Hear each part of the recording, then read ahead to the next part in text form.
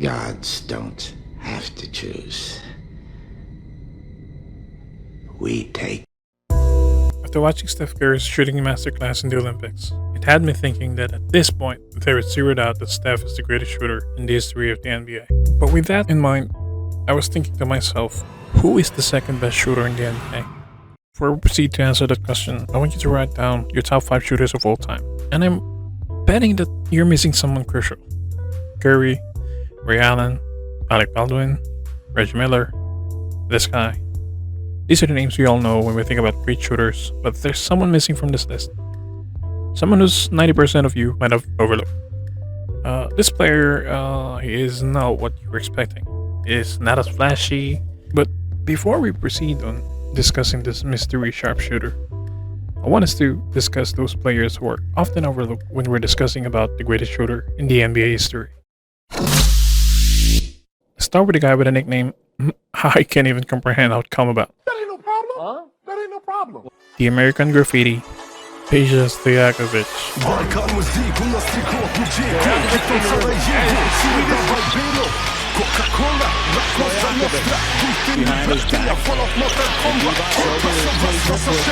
About a year to heal from. He wants to play.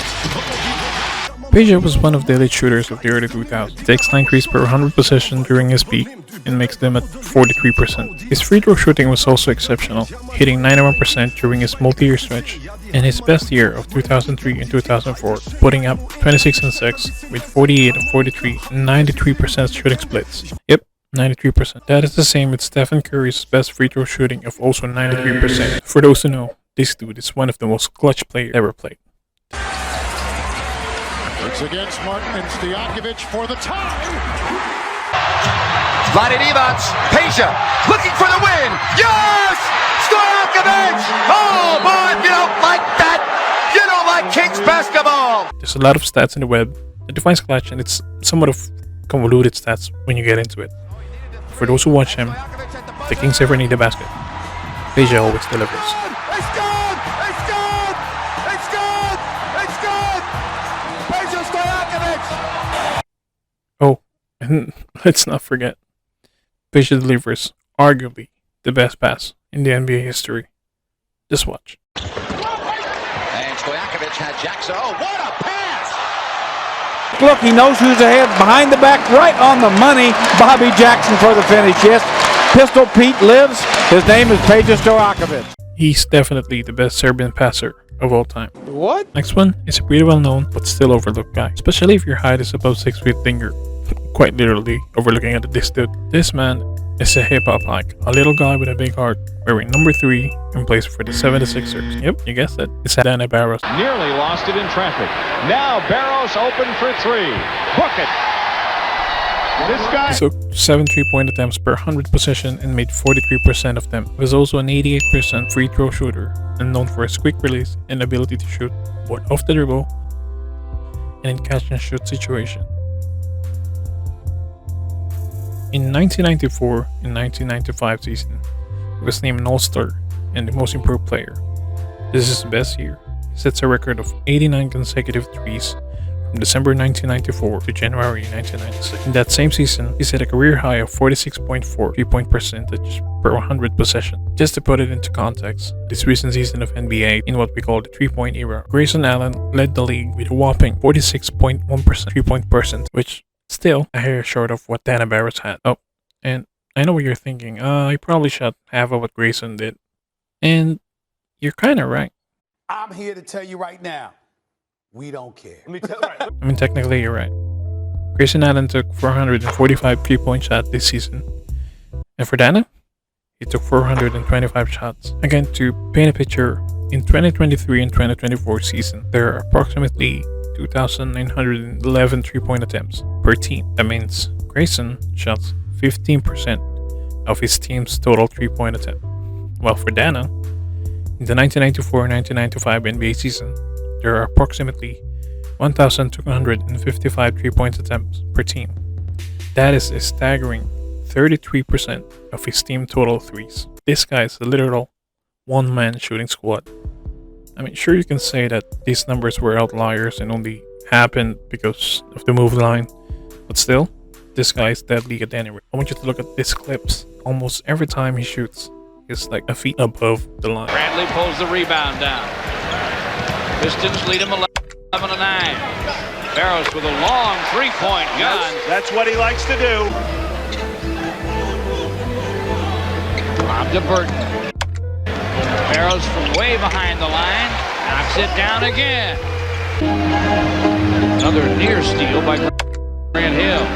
Barros way behind the line. Nothing but net. Some guys are better from further away, and he is one of them. Oh, and by the way, before the line was moved, Dana at his peak was shooting at 44%. And about that hip-hop icon, he kinda also raps, just like Gordon Hayward. Like I said, hold your head, son, and only take a second. Check it out now. And now, let's get into the meat of this discussion. Yeah, boy. Unlike Stephen Curry, Ray Allen, or Jamal Murray whenever he's playing the Lakers, this guy really isn't looking to shoot. His coach literally threatened him that if he doesn't shoot, he will get fined. Unlike these guys who can solve homelessness with the numbers of bricks they put up. Yep, we're talking about that African guy, or Canadian, Mr. 50, 40, 90 himself. You know, you don't think too big, don't think too short, just be right here, right now, and continue to enjoy it, because that'll make you do it more. Yeah. Right? That'll make you do it with more intensity, more passion, more energy. More footwork, more footwork. Steve Nash. I think what people don't realize, he was an awesome shooter. Awesome shooter. Knocked down, couldn't leave him open. Anywhere. No, not at all. It's a 50, 50, 90 guy, 4 times. Nobody screams efficiency like Steve Nash, and it led to 2 MVP awards. Nash tallied 50, 40, and 90 seasons during the stretch of 2005 to 2010. Quite frankly, he should have had 5 straight if he hadn't missed the 90% free throw mark by 0.01%. That's 1 free throw. There are only a handful of players that made the 50, 40, and 90 club. Only Katie and Larry Bird had made it twice. Steve, he made it 4 times. At the 3, Nash is shooting at 46% on 5 to 6 attempts per 100 possessions, a whopping 92.1% free throw percentage, and on mid-range, he's shooting at 51%. For Nash, he was always an excellent dribble shooter, and that's always been his steady diet when it comes to shooting threes. You know how Steph Curry or Damian Lillard just pull up and shoots? That was Steve Nash. Movement shooting, catch and shoot. That really isn't his thing. You know, like Kyle Korver. You gotta know where this guy at all times. There he is again. Reggie Miller. Latrell's pretty well. Marcus Camby has done very little tonight. Same for Larry Johnson. Miller for 3. And if I'm being honest, like, I think he could have made those kind of threes, given that he was playing in a position where he has given the chance to shoot those kind of threes. Back in 2012, a scholar from Harvard, Kirk Goldsberry, published a paper on shot diversity and difficulty plus accuracy, where he basically divided the area from the paint up to a feet above the 3-point line, resulting in 1,284 shooting cells, where players could shoot from. And how many of these areas does a player average over 1 point per shot?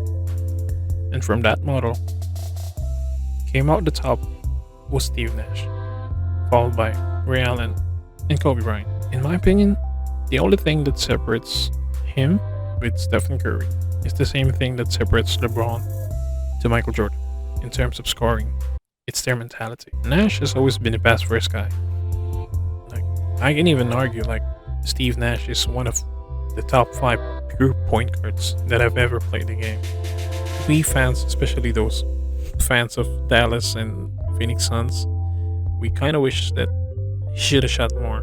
And D'Antoni himself wishes that Steve should have shot more. Even Steve Nash himself. I was too conservative shooting the ball. Like, I should have walked into way more threes. I should have looked for more threes.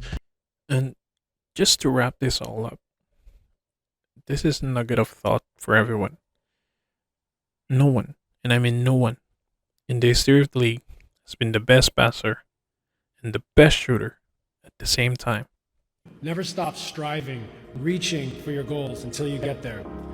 But the truth is, even when you get there, even when you get here, standing on this stage, it's the striving, fighting, pushing yourself to the limit every day that you'll miss and you'll long for. You'll never be more alive than when you give something everything you have. Thank you. And what about you? Who do you think are those shooters that deserves more recognition? Drop a comment below, and really, I appreciate if you click that like and sub if you want more of this kind of video. And remember, shooting is not just about making basket. It's about the creativity behind each shot. It's about changing the game one swish at a time.